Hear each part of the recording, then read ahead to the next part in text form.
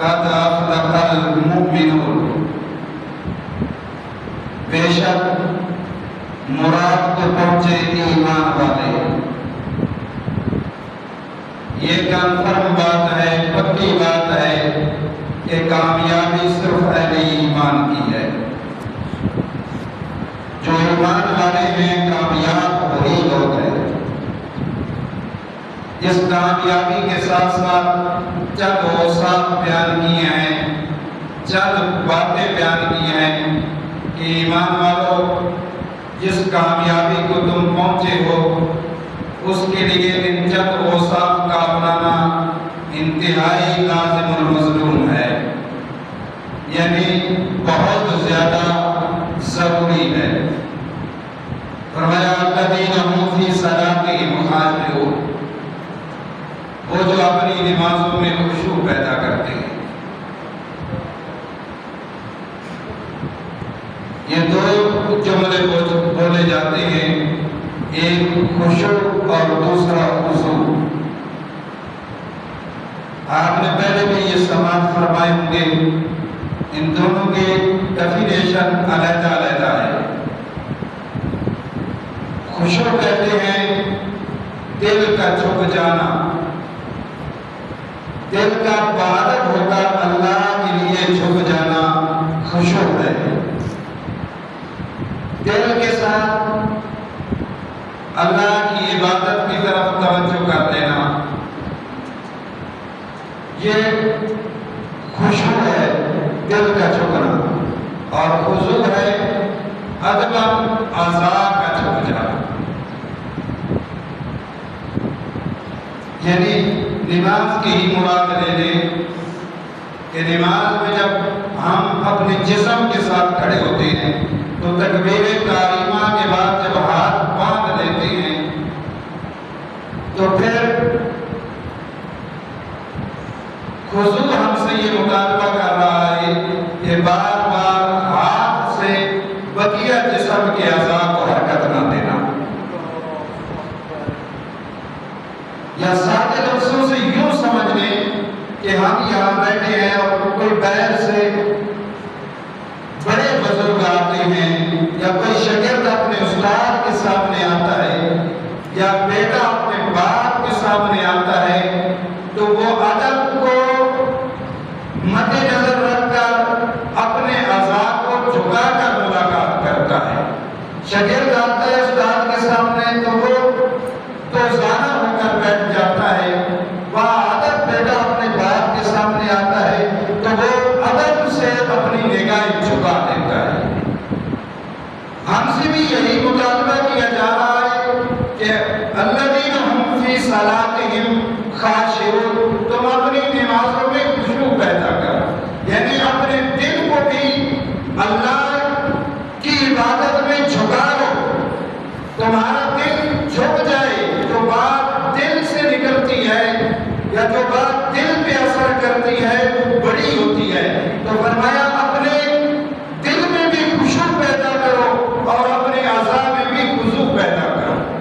فرمایا یہ اہل ایمان، یہ مومنوں اور کامیاب لوگوں کا پہلا وصف ہے جو اپنے اندر خشوع اور خضوع پیدا کر لیتے ہیں۔ فرمایا کامیاب لوگوں کی پہلی صفت یہ ہے، جو کامیاب ہیں، جنہوں نے کامیاب ہو جانا ہے اور جو کامیاب زندگی گزار کر دنیا سے جائیں گے، تو فرمایا ان کا پہلا وصف یہ ہے، پہلی صفت یہ ہے کہ وہ اپنے اندر خشوع اور خضوع پیدا کرتے ہیں۔ فرمایا والذین هم عن اللغو معرضون، اور دوسرا وصف یہ ہے کہ وہ بیہودہ باتوں سے انتجاب کرتے ہیں، پرہیز کرتے ہیں، بری باتوں سے، فضول باتوں سے اپنے آپ کو بچاتے ہیں، یا فضول باتوں میں اپنا وقت ضائع نہیں کرتے ہیں۔ اور فضول باتیں کیا ہیں؟ جس بات کا نہ ہماری دنیا کے ساتھ تعلق ہے نہ ہمارے دین کے ساتھ تعلق ہے، وہ بات فضولیات میں ہے۔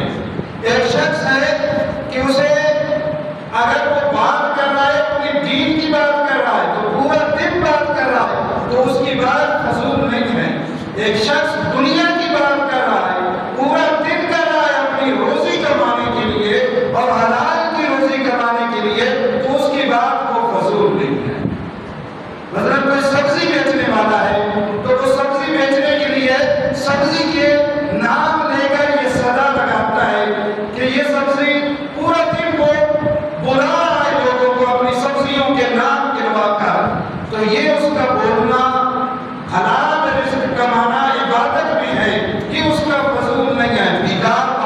شامل نہیں ہے.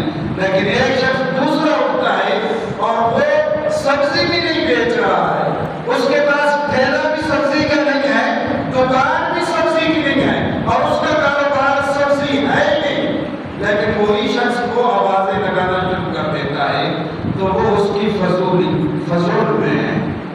تو اللہ رب العزت نے فرمایا والذین هم عن اللغو معرضون, کامیاب ہیں وہ لوگ جو اپنے آپ کو فضولیات سے بچاتے ہیں, اپنے آپ کو بری باتوں سے بچاتے ہیں. اور جو ہم نے پہلے پیچھے پڑھا اس میں اللہ رب العزت نے یہ فرما دیا کہ الذین هم فی صلاتهم خاشعون, کہ کامیاب وہ لوگ ہیں جنہوں نے اپنی نماز کے اندر خشوع پیدا کر دیا. اور نماز ہمیں کہی یہ رہی ہے کہ ان الصلاۃ تنہی عن الفحشاء والمنکر, نماز اگر ٹھیک طریقے سے پڑھی جائے تو فضولیات سے خود نماز ہی ختم کرتی ہے, بری باتوں کو خود نماز ہی ختم کرتی ہے. اگر نماز کے اندر خشوع پیدا کیا گیا, اگر نماز کو صحیح طریقے کے ساتھ ادا کیا گیا, اگر نماز کو شریعت کے مطابق ادا کیا گیا, نماز کے سارے لازمات کو پورا کیا گیا, تو اللہ کا قرآن کہتا ہے ان الصلاۃ تنہی عن الفحشاء والمنکر, نماز تو خود بری اور بے حیا باتوں سے بچاتی ہے. فرمایا دوسرا وصف کامیاب لوگوں کا, جنتی مومنین کا دوسرا وصف یہ ہے کہ وہ بری باتوں سے انتجاب کرتے ہیں, وہ اپنی زبان سے برے الفاظ نہیں نکالتے. فرمایا والذین هم للزکاۃ فاعلون, وہ زکات ادا کرنے کے بھی کام کرتے ہیں, یعنی اپنے مال کو پاک کرتے ہیں, میل کچیل اپنے مال سے نکال کر صاف ستھرا مال استعمال کرتے ہیں, اور ان کی پھر عبادت انہیں لذت دیتی ہے. فرمایا تیسرا وصف کامیاب لوگوں کا یہ ہے کہ وہ اپنے ظاہر کو بھی گناہوں سے بچاتے ہیں اور اپنے باطن کو بھی گناہوں سے بچاتے ہیں.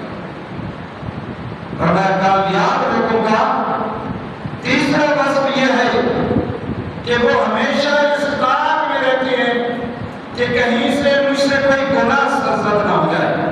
وہ اپنے آپ کو ہمیشہ کے لیے گناہوں سے دور کرنے کی کوشش کرتے ہیں اور اس کوشش میں لگے رہتے ہیں.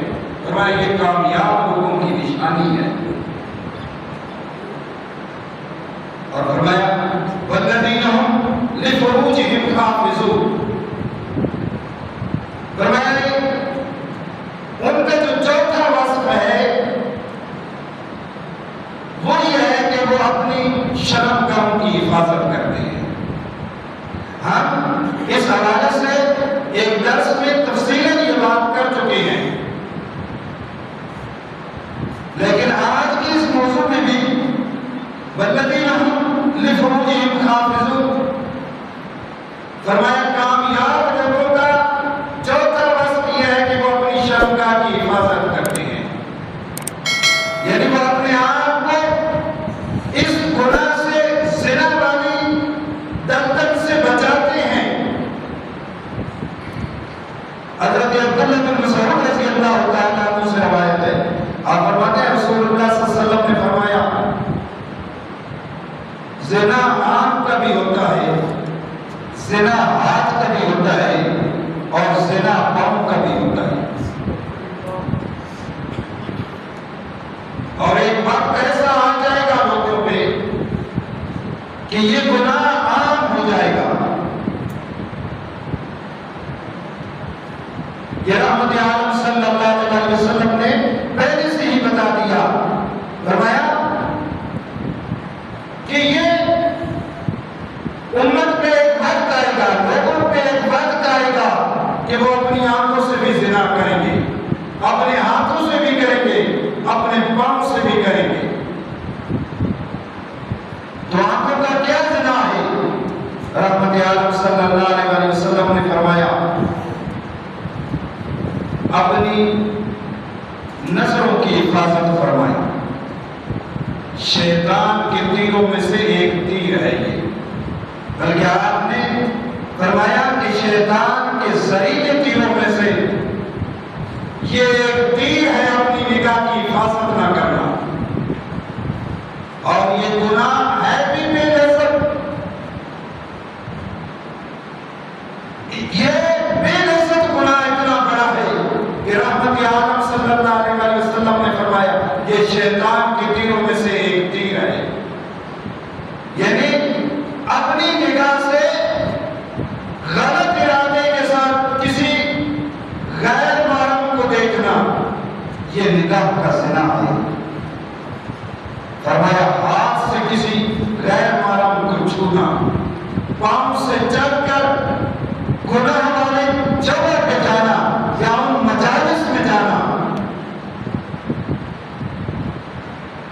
تو اللہ کا قرآن کہتا ہے کہ کامیاب لوگوں کا یہ وصف نہیں ہے، کامیاب لوگوں کا وصف یہ ہے کہ والذین هم لفروجہم حافظون، وہ اپنی شرم گاہوں کی حفاظت کرتے ہیں، وہ اپنی نگاہوں کی بھی حفاظت کرتے ہیں، وہ اپنے ہاتھوں کی بھی حفاظت کرتے ہیں، وہ اس طاعت میں رہتے ہیں کہ والذین هم للزکاۃ فاعلون، کہیں سے ہم سے گناہ نہ ہو جائے، وہ اپنے آپ کو اپنے وجود کو بھی گناہ سے پاک رکھتے ہیں اور اپنے مال کو بھی میل کچیل سے پاک رکھتے ہیں۔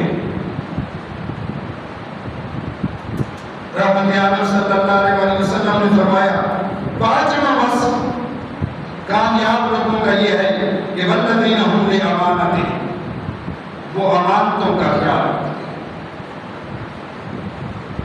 امانت دو طرح کی ہوتی ہے، ایک انفرادی اور ایک اجتماعی۔ انفرادی یہ ہے کہ آپ کے پاس آ کر کسی شخص نے کوئی پیسے رکھے یا چیز رکھی، وہ انفرادی ہوتی ہے، اور ایک ہے اجتماعی۔ انفرادی یہ ہے کہ اگر آپ امانت میں خیانت کرتے ہیں تو ایک شخص سے معافی مانگنی ہے، اسے آپ تلاش کر لیں گے، ڈھونڈ لیں گے، اسے مل لیں گے اور اس سے آپ معافی مانگ لیں گے۔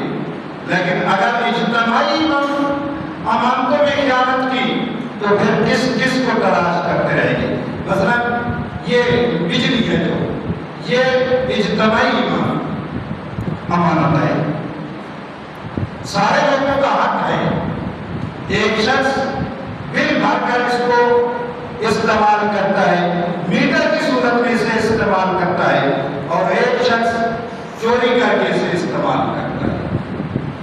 اب جو چوری کر کے استعمال کر رہا ہے وہ شخص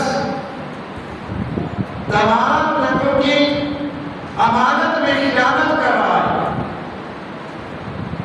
اور خیانت کامیاب لوگوں کا وصف نہیں ہے، ناکام لوگوں کا وصف ہے۔ فرمایا جس نے امانت میں خیانت کی ہے وہ کامیاب لوگوں کے وصف میں شامل نہیں ہو سکتا ہے۔ تو فرمایا پانچواں وصف کامیاب لوگوں کا یہ ہے کہ وہ اپنی امانتوں کا خیال کرتے ہیں، اور چھٹا وصف قرآن نے بیان کیا وَآتِهِمْ رَاعُونَ، وہ وعدوں کی پاسداری کرتے ہیں، یعنی کسی کے ساتھ وعدہ کیا تو اسے پورا کیا ہے، کسی کے ساتھ معاملات کا تھا، لین دین کا تھا، تو جیسے بھی معاملات کیے گئے ہیں فرمایا کامیاب لوگوں کا وصف یہ ہے کہ وہ اسے اپنے وقت میں پورا کرتے ہیں۔ اور قرآن نے یہ تاکیدی حکم دیا ہے کہ جب تم کسی سے وعدہ کرو تو اسے پورا کرو، اسے ادھورا نہ چھوڑا جائے۔ کامیاب لوگوں کا جو پہلا وصف بیان کیا گیا تھا وہ یہ بیان کیا گیا تھا کہ جو ایمان والے ہیں، کامیاب ہیں، ان کا پہلا وصف یہ ہے کہ وہ اپنی نماز میں خشوع پیدا کرتے ہیں۔ اب آخری اور ساتواں وصف جو کامیاب لوگوں کا بیان کیا جا رہا ہے اس میں بھی اللہ فرما رہے ہیں والذین هم علی صلواتہم یحافظون، کامیاب ہیں وہ لوگ جو اپنی نمازوں کی حفاظت کرتے ہیں۔ اسٹارٹ بھی نماز سے کیا اور آ کر ختم بھی نماز پہ کیا۔ فرمایا کامیاب ہیں وہ لوگ جو اپنی نمازوں کی حفاظت کرتے ہیں، وقت کے اندر انہیں ادا کرتے ہیں، اور اول وقت میں ادا کرتے ہیں۔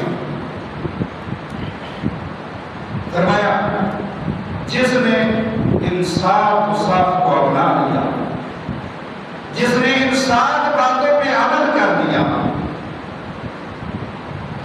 جس نے ان 7 باتوں کو اختیار کر لیا، اللہ کا قرآن کہتا ہے اولئک هم الوارثون، یہی لوگ وارث ہیں، یہی لوگ وارث ہیں۔ بیٹا اپنے والد کی جائیداد کا وارث ہوتا ہے، کوئی اسے وراثت سے روک نہیں سکتا،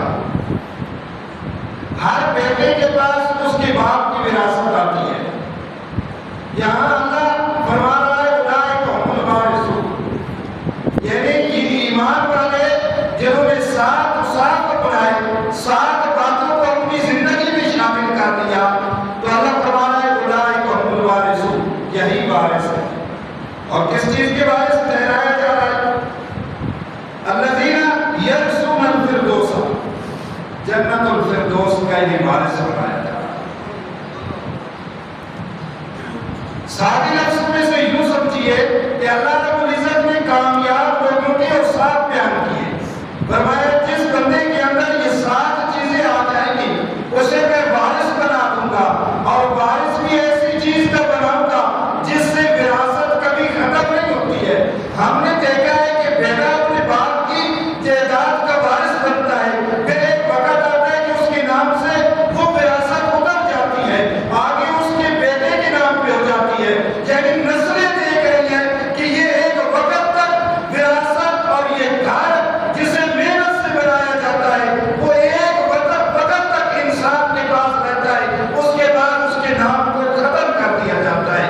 جس نے ایمان اختیار کیا اور ایمان والے کو صف اور ان باتوں کو اپنے عمل میں لایا، اللہ فرمانا ہے الذین یرثون الفردوس، ہم انہیں جنت الفردوس کا وارث بنائیں گے۔ کب تک بنائیں گے؟ ہم فیہا خالدون، ہمیشہ کے لیے۔ یہ انتقال کبھی ان کے نام سے اتر نہیں سکتا ہے، اس کی جگہ پہ کسی دوسرے کو نہیں لایا جا سکتا ہے۔ جس نے ایمان اختیار کیا اور ایمان کے بعد یہ عمل صالح کی ہے، اللہ تعالیٰ اسے جنت کا وارث بنائے گا، اور ایک وقت کے لیے وارث نہیں بنائے گا، فرمایا ہمیشہ کے لیے اسے وارث بنا دیا جائے۔ اللہ تعالیٰ مجھے اور آپ کو عمل کی توفیق عطا فرمائے، صحیح 5 وقت کی نماز 5 جماعت ادا کرنے کی توفیق عطا فرمائے۔